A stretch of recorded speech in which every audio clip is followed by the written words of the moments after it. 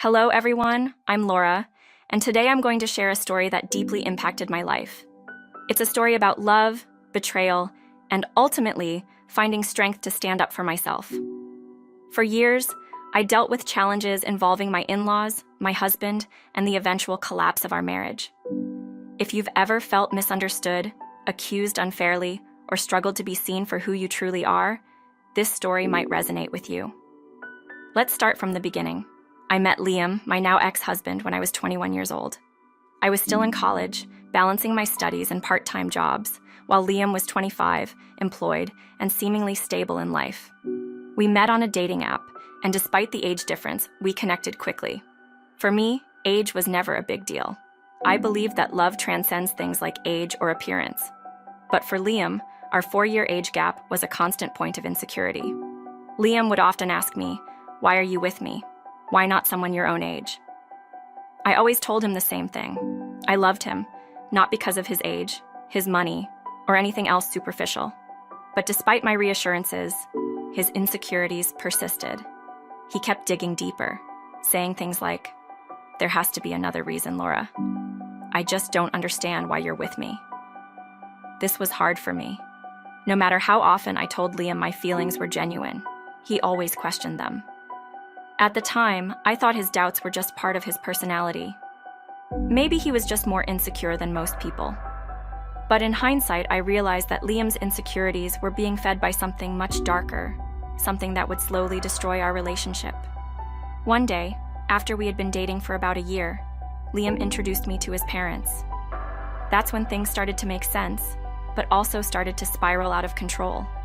Liam's parents, Jesse and Diane, were incredibly wealthy. Jesse had won the lottery years ago, and that windfall had completely transformed their lives. They lived in a beautiful, expensive home, and they carried themselves with an air of superiority that made me uncomfortable from the moment we met. From the beginning, I could tell that Jesse and Diane weren't interested in getting to know me for who I was. Instead, they seemed more concerned with whether I fit into their world of wealth and privilege. They made casual remarks about how rare it was to win the lottery, and how hard they worked to manage their fortune. It was clear that they valued money above everything else. During that first meeting, Jesse made a comment that has stuck with me ever since. He said, "Not every woman is interested in love. Some women just want security. And in a world like this, security means money." I didn't say anything at the time, but I felt the sting of his words. He didn't see me as someone who loved his son. He saw me as a potential threat, a woman who might be after their fortune. I thought it was just a misunderstanding, something that would blow over once they got to know me. But as time went on, their suspicions only grew worse. Jesse and Diane frequently hinted that Liam's previous girlfriends had only been interested in his money. According to them, these women left as soon as they found something better. I couldn't believe what I was hearing.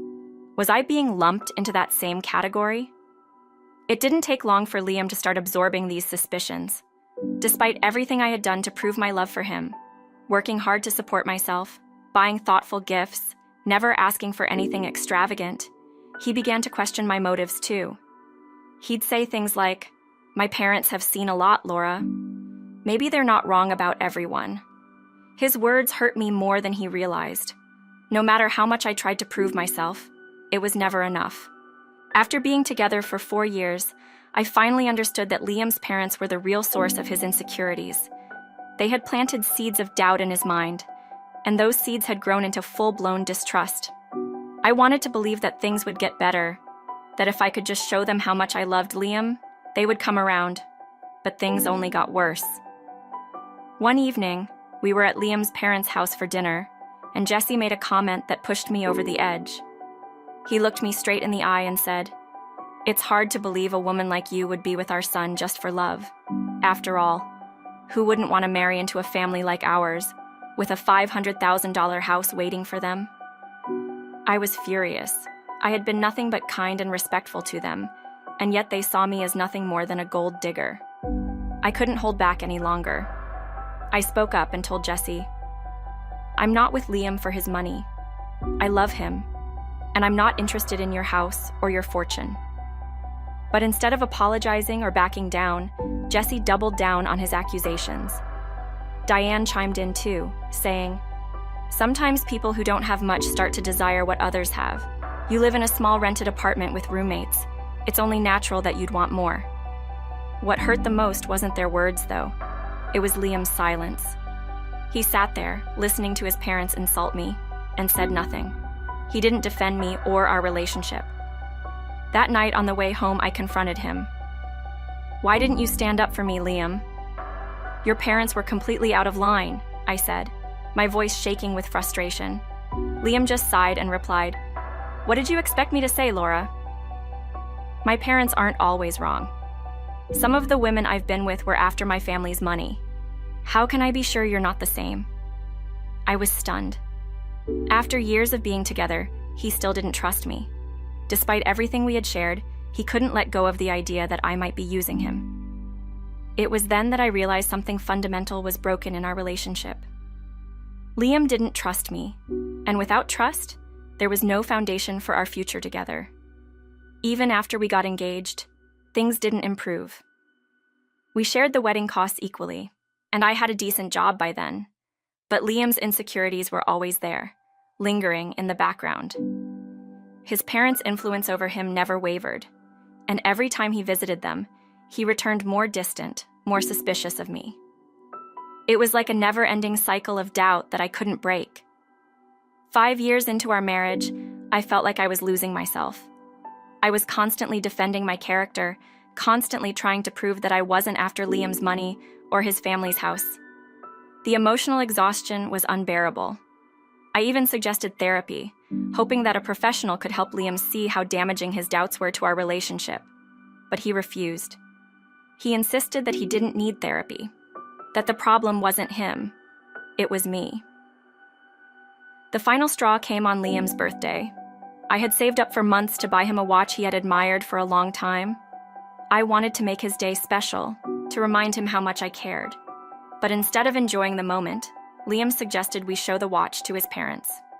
I hesitated, knowing exactly how the evening would unfold, but I went along with it, hoping, foolishly, that maybe this time things would be different. When we arrived at his parents' house, Liam proudly showed them the watch, beaming with excitement. "Look at what Laura got me. Isn't it amazing?" But instead of being happy for him, Diane responded with a dry, "Oh, it seems she does love you after all. We were worried there for a while." I felt my heart sink. Then Jessie added, "Don't be fooled, Liam. She's still a gold digger. She's just playing the long game." At that moment, I knew I had reached my limit. I looked at Liam, expecting, hoping, that this time he would stand up for me. But once again, he stayed silent. His silence was deafening, and I realized that I was completely alone in this fight. No matter how hard I tried, I would never be able to convince him or his parents of my sincerity. When we got home that night, I made a decision. I was done. I couldn't keep living like this, constantly defending myself against baseless accusations. The next morning, I contacted a lawyer and started the divorce process. I moved into a separate room in our house and began quietly planning my exit. Liam didn't even notice how distant I had become. He thought I was just cooling off after the latest round of insults from his parents.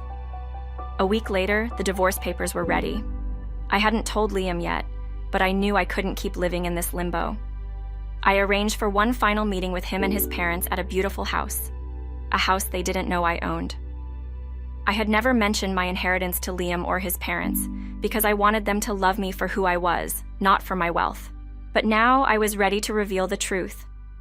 When they arrived at the house, they were shocked. "What is this place, Laura?" Liam asked, his voice full of confusion. I led them inside and said, "This is my house. It's worth about $5 million. My parents left it to me, along with a trust fund that I will inherit when I turn 32. Their jaws dropped. They couldn't believe it. Diane stammered, "Why didn't you tell us? We had no idea you were this wealthy." I couldn't help but laugh. All this time, they had assumed I was a gold digger, when in reality, I had more wealth than they could have imagined. I handed Liam the divorce papers and said, "I can't stay in this marriage.